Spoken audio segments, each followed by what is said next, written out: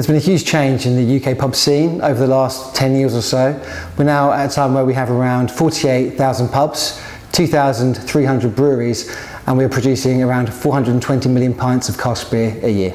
With so many challenges facing the pub industry, such as pub closures, it's no real surprise that beer volumes have suffered in recent years, and cask has faced more problems than any other part of the category. However, this year we have seen some bright shoots within cask, such as premium sales beginning to grow.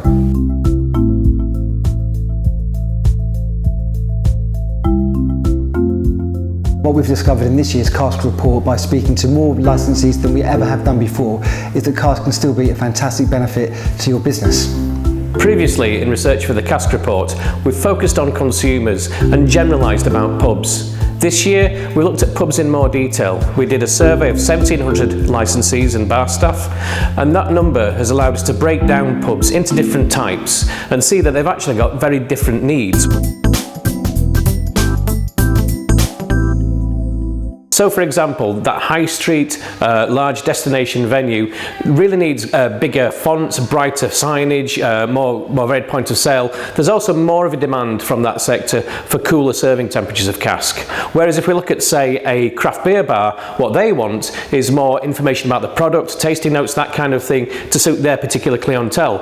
Whereas, say, a community pub wants a lot more broader consumer education around cask that helps them sell it better. So we've spoken to a lot of licensees this year, and when you speak to some of them, you could be forgiven for thinking there are absolutely no issues in the cask market whatsoever. Beneath those headline figures, there are thousands of pubs that are selling cask by the shed load and doing really well out of it and seeing new people come into the market and new consumers. Those people tend to be licensees who are passionate about cask themselves. Now, these passionate, engaged licensees are found everywhere across the whole pub market, in all different kinds of venues, but they tend to cluster more strongly around small, independent community pubs. We also spoke to pubs that sell little or no cask, and they told us that the reason for that is that they're just not cut out for it. Perhaps they don't have the right cellar facilities, perhaps they don't have throughput to justify a product with such short shelf life, or perhaps they have a clientele that just aren't interested. Some pubs that don't sell very much cask express frustration that they feel pressured to sell it anyway. They're not selling it very well, but they belong to a pub company or a brewery who's saying, well, put it through anyway. And the message that's coming back to us loud and clear is if it's not the right venue for cask, please don't put it in there. So each time a pub sells a bad pint of cask ale, there's about a 1 in 3 chance that you're losing that consumer from the brand and from the pub for good.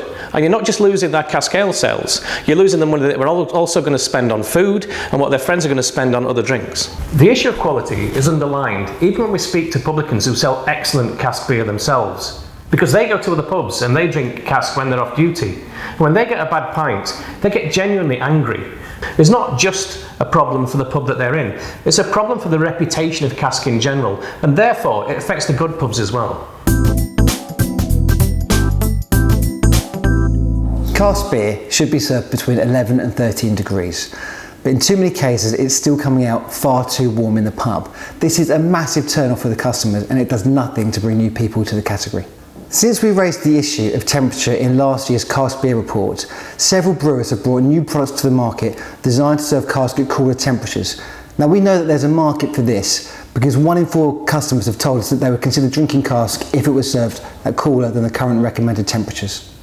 Now, cooler cask may only work in certain types of venue.